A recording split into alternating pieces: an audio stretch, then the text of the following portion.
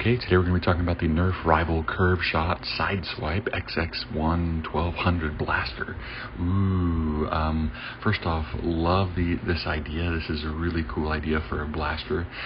You just turn the nozzle and then it rotates the angle at which your bullet will move through the air, so you can round off your shots. So it's pretty amazing stuff here. Not to mention, it's just a really cool looking blaster. I mean, it looks like a super futuristic sci-fi thing, and it's got this awesome big